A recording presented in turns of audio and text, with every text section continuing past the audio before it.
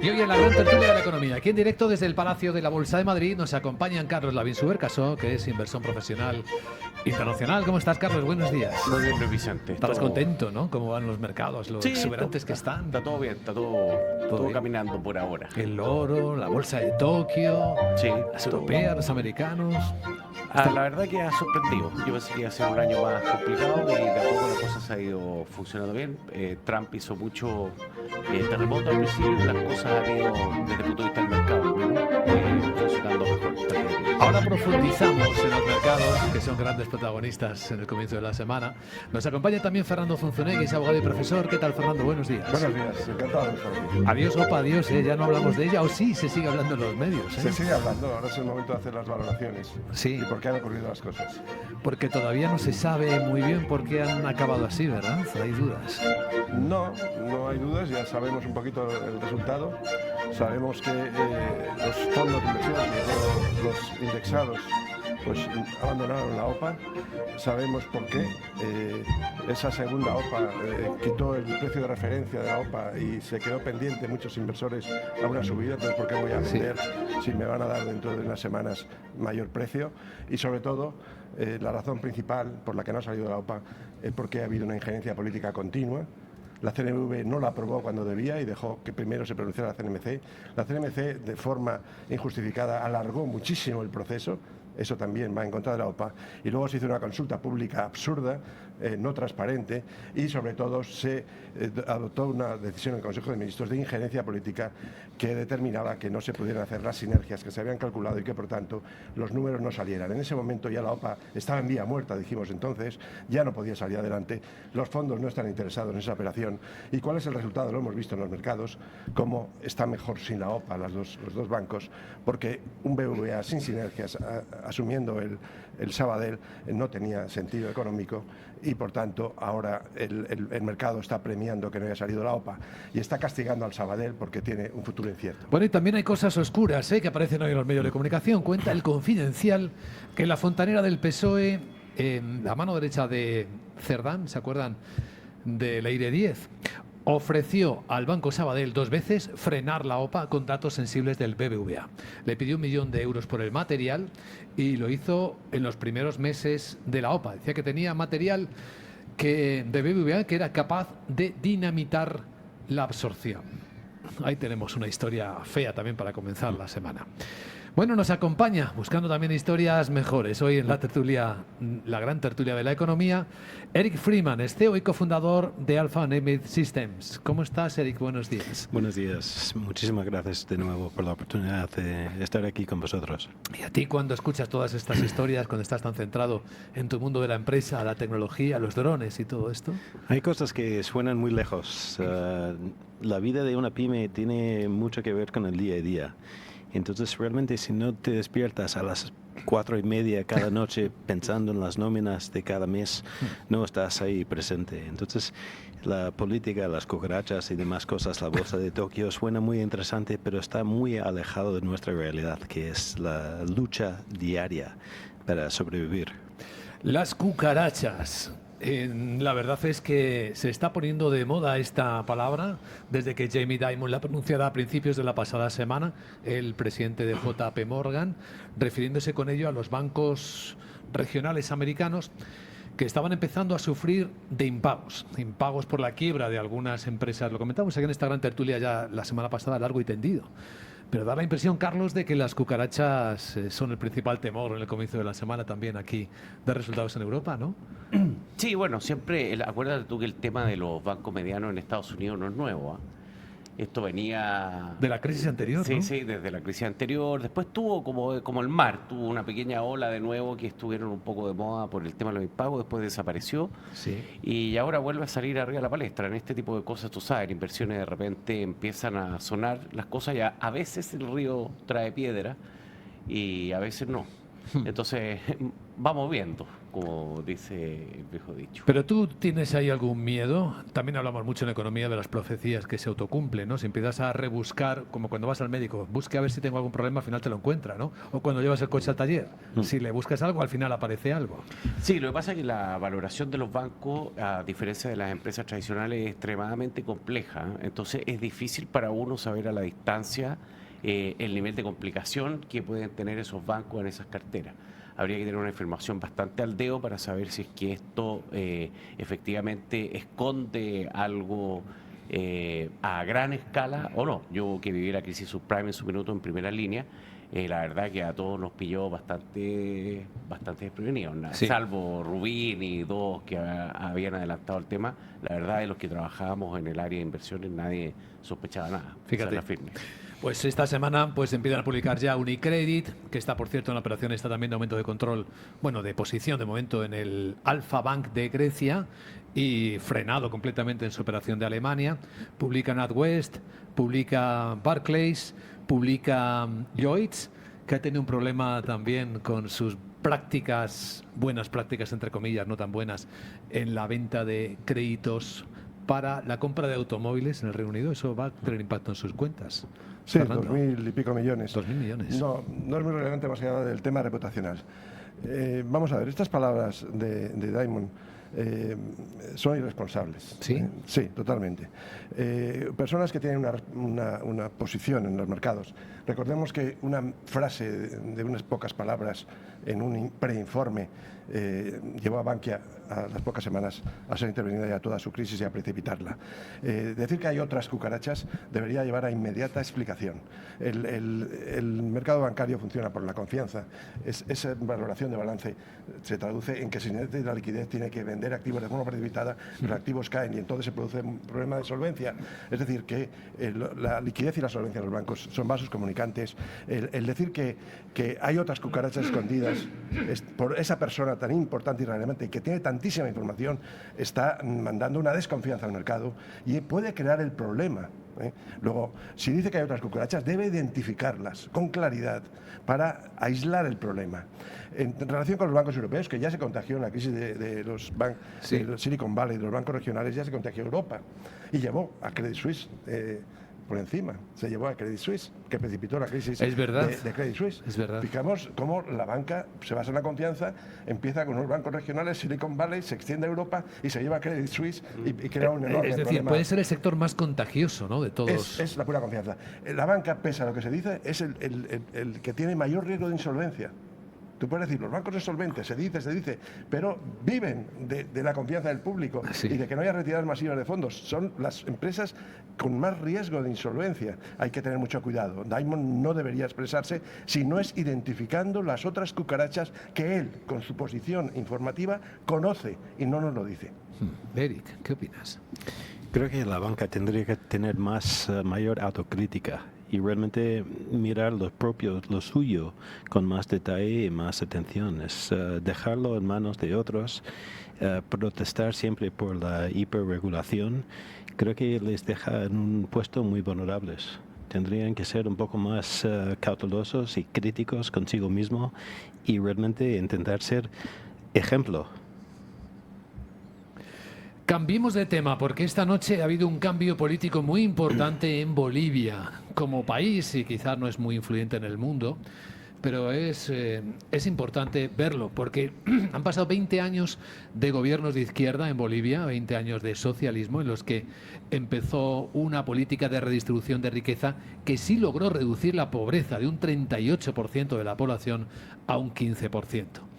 Pero a lo largo del tiempo esa política ha dejado a Bolivia hecha polvo, literalmente. Ahora mismo está en recesión técnica.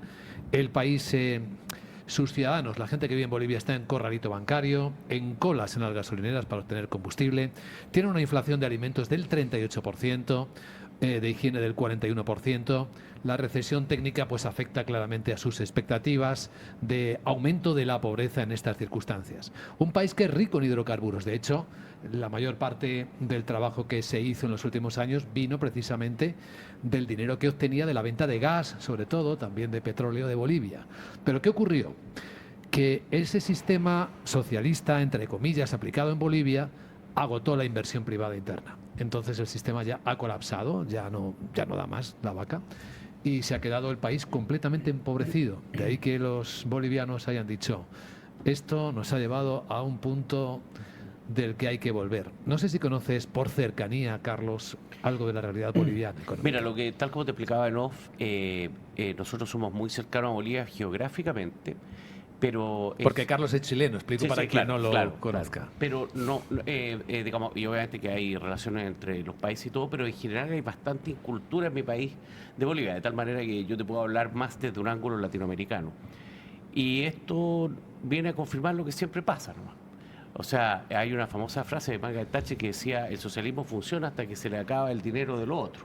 Sí. ¿Y por qué esto funciona así? O sea, cuando tú subes extremadamente los impuestos con muy buenas intenciones, a veces, que es equilibrar las oportunidades y bajar la desigualdad, el sistema no funciona a la larga. Y eso en Latinoamérica es así. O sea, si tú miras el caso de Chile cuando aplicó las políticas de muy buenas políticas sociales, pero a la vez una muy buena política de mercado, fueron 30 años de éxito. Cuando a partir del segundo gobierno de Michelle Bachelet cambió el timón, subiendo los impuestos, aumentando las regulaciones, ahí llevamos 10 años estancados. Bolivia es la misma historia. Argentina, ni hablar, porque ahí además se robaron la plata los peronistas a mano llena.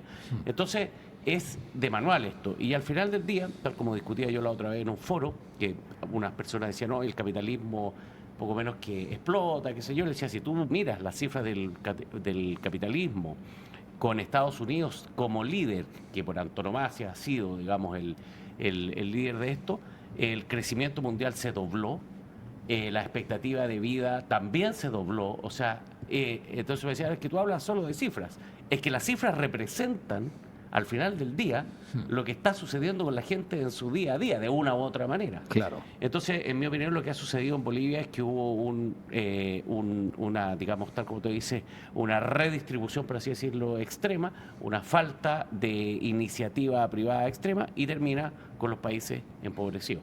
Y eso de verdad que la evidencia es enorme. Rodrigo Paz Pereira ha ganado las elecciones presidenciales bolivianas en la segunda vuelta, un hombre pro mercado con el lema capitalismo para todos. Fernando. Sí, vamos, aquí hay un elemento en Latinoamérica y en España, lo tenemos ya ahora muy extendido, y es la corrupción. Luego tenemos unas políticas de izquierdas legítimas, de derechas legítimas, pero la corrupción la arrasa todo. A mí me parece, siendo un país pequeño y de una importancia económica muy relativa, sí significativo, porque yo creo que en los próximos meses, año y medio, va a haber cambios muy importantes en Latinoamérica. Tenemos un presidente muy cuestionado, a punto de caer, Maduro. Tenemos otro presidente, Petro, que ya está señalado como el siguiente, que probablemente va a tener que rendir cuentas con sus lazos con el narcotráfico. Y tenemos a un presidente muy cuestionado políticamente por los medios, pero que está cambiando las cosas, que es Milei en Argentina. Si cambia Maduro, cambia Petro y Milei es confirmado, y tenemos ahora en Bolivia esta solución, tenemos una Latinoamérica distinta. Eric, desde tu perspectiva, que te pille un poco más lejos esto. Me pilla un poco lejos, pero no lo sé. Yo veo a Milei con la subvención americana que realmente apoya a todo su gobierno. ¿Cuántos son? 20 o 30 mil millones de dólares americanos que realmente mantiene a Argentina. Y esto no creo que hable demasiado bien para Milei. Luego, a ver, Venezuela obviamente le toca un buen cambio y Colombia veremos. Pero sí, es un continente con muchísima oportunidad y mucho potencial que siempre está ahí, así que esperemos que cambie en algún momento. Voy a mirar cómo están los bonos franceses ahora mismo, cuando se acerca la apertura de las bolsas europeas, para daros una pista de si hay mucha reacción o no a la rebaja inesperada del rating de la deuda francesa que Standard & Poor's aplicó el pasado viernes. Pues mira, no. Hay una pequeña caída del precio y un aumento del rendimiento. El bono francés a 10 años tiene que pagar ahora mismo en el mercado secundario de la deuda una rentabilidad del 3,37%, 3,37, 3,38%. A España le están pidiendo el 3,11%. ¿Tú le prestarías dinero a Francia en este momento, Carlos? ¿Le comprarías bonos a Francia? Creo que hay mejores alternativas. Francia es un país complejo, desde mi punto de vista de inversor. La otra vez a mí me preguntaban, nosotros hemos hecho negocio en España, hemos tenido muy buena experiencia, siempre yo soy muy fan de España, es un país donde funciona relativamente bien. pero suponte, esto es nada de nacionalismo, nada, estoy hablando como inversor. Sí. Yo en Francia no estaría. Es un país súper sindicalizado, súper complejo. No sé, tengo mis resquemores desde el punto de vista real, te estoy hablando. Ahora, Sí. desde el punto de vista bursátil, dudo que Francia entre en default, esa es la verdad. Pero creo que hay mejores alternativas a esas tasas y a ese riesgo. Es difícil que entre en default, ¿no? Sí, Francia sí, pertenece sí. a la Unión Es muy Europea. grande. Hay un Banco Sí, Central sí. Europeo que compra los bonos de un país de la eurozona cuando tiene Claro, problemas. lo que pasa es que a mediano plazo, a largo plazo, que estos países están endeudados, ¿cuánto tiene ya el PIB Francia? ¿114, 115%? Pues, por ahí debe sí, estar no el sé, PIB de memoria lo miramos ahora yo creo mismo, que debe lo- andar por esos órdenes. Y estas bolas en algún minuto se acaba la fiesta. Entonces, ahora el cuándo no lo sé. Pero eso me gusta mucho más Alemania, si tú ¿Sí? me preguntas. Sí, es más ordenado, está sufriendo ahora un problema, digamos, puntual, pero desde el punto de vista inversor me acomoda más. 115,6% Por ahí, ¿no? de deuda De pública deuda sobre sobre PIB tiene ahora mismo Francia. Estamos hablando de casi 3 billones y medio de euros. No es menor. Pero una cosa que hacen bien los franceses es que, volviendo al mundo dron, es que dan preferencia para producto nacional en el entorno de defensa. Entonces son muy pro-franceses a la hora de comprar de sus propias empresas. Bueno, Algo que aquí en defensa, España no pasa tanto. automóviles, Exacto, banca, exacto, o sea, exacto. tira para adelante, Eric. para Entonces todo. por eso la cosa funciona un poco que tal como es. Entonces no está tan mal. Son muy chauvinistas. Ahora el robo del Louvre le baja un poquito los humos por esa falta de diligencia. Esa deuda de Francia es perfectamente asumible. ¿Sí? Perfectamente asumible. No está en un exceso, en un país que funciona y que está tomando medidas para que no haya más deuda. Y ahora, con los anuncios de la nueva formación de gobierno, que va a renunciar a medidas que podrían solucionar el problema en relación con las pensiones, con alargar la vida de jubilación, esas renuncias hacen que verdaderamente sea preocupante. Luego, lo que tiene Francia es un riesgo político muy elevado. O sea que sí ves factible sostener la deuda francesa. Con otro gobierno. Con otro gobierno. Sí. La reforma de las pensiones, sin embargo, está muy enquistada y efectivamente esa es como una pieza, casi la clave angular, ¿no?, de que consigan contener el gasto público. Y no lo están logrando, Porque ni parece es que lo una, vayan a es lograr. una medida política. Es política. Sí, no se atreven a enfrentarse a los poderosísimos sindicatos franceses y a tomar medidas que son necesarias. También aquí estamos metiendo como el avestruz la cabeza bajo la tierra sin ver el problema que tenemos de las pensiones. Es que si aplicamos la prima de riesgo política, ahora mismo, Carlos, es que hay primas que deberían ser bastante elevadas casi en el país en el que mires. Porque España tiene prima de riesgo político. Un gobierno que no saca adelante nada en el Parlamento. Alemania, bueno, mal que tal, es cierto que lo va sacando, ¿no? Pero hasta en Estados Unidos, con un gobierno imprevisible en el que hay un montón de decisiones sometidas a los tribunales, hay una prima de riesgo político, ¿no?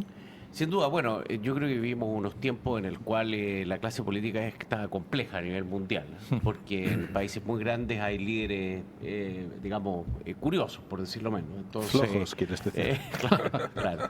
Y bueno, todos los países tienen luces y sombras. En el caso de España, propiamente tal, es evidente que hoy día es curioso lo que está sucediendo en España. Yo te lo digo como inversor internacional y netamente inversión y sin meterme en la arena política, pero tiene un problema político porque está enredada la cosa internamente. Pero económicamente está funcionando maravilla, pues la cosa está tirando, por lo menos en el día a día, el corto plazo. Otra historia es lo que pasa para adelante. Y bueno, y hay tuercas donde apretar. Yo, en términos de negocio, y con esto termino respecto a España, donde sí creo que el país va un poco atrás, es lo que tiene que ver, que retomando el banco primero, es todo lo que tiene que ver en el sistema financiero. Sí. Este país tiene un mercado de capitales débil para el tamaño que tiene. Yo que he trabajado en la banca y que he visto la banca acá, siento que va más atrás de acuerdo al tamaño que tiene. O sea, mira tú, los créditos hipotecarios acá solo lo conceden los bancos. No hay competencia en las compañías de seguro, no sé si está regulado, prohibido, no tengo idea, pero no se puede. Toda la maquinaria de prestar dinero, te digo yo como inversor que lo he hecho acá de los bancos, no es tan fácil. Y yo siento que dejan mucho dinero arriba de la mesa entre las regulaciones de Basilea III, las regulaciones internas.